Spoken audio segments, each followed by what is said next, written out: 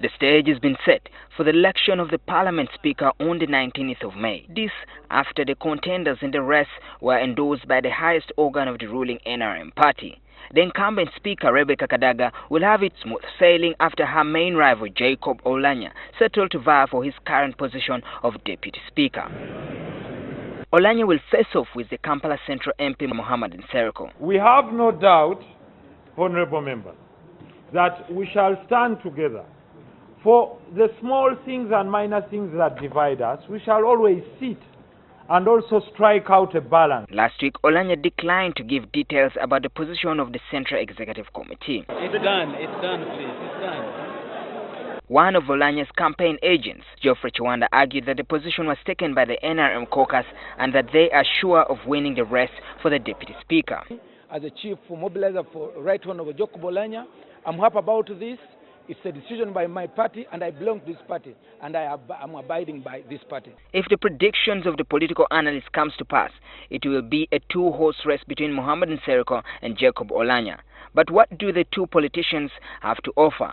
Nsereko has the support of some opposition members because of his critical views about the government, which got him labeled a rebel MP. He is regarded as an NRM-leaning MP by some independent-minded lawmakers who still interact with him. He also has a following among the camp of independent MPs in the 10th Parliament. His decision to openly support Kadaga is likely to get him votes among Kadaga's supporters in Parliament. The ethnic Kurd is bound to influence the polls in a house with over 100 MPs from Buganda region. The chairperson of Nsereko's campaign team was the woman MP-elect for Bukedya, Anita Mong, who trounced the Internal Affairs Minister Maurice Ochol in the recent campaigns. We are looking at a speaker who is going, one, to promote the independence of Parliament, two, to protect our almighty Constitution. We don't want a scenario where somebody brings in a bill like the Public Order Management Bill. It is passed, and issues of unconstitutionalism of the Constitution. On the other hand, Jacob Olanya has a number of factors that he hopes to ride on in the race. He has the blessing of the NRM caucus, which has convinced the 7 other contenders to stand down for him. The party's highest decision-making organ, the Central Executive Committee, is also reported to back him. The issue of regional balance may play to his advantage.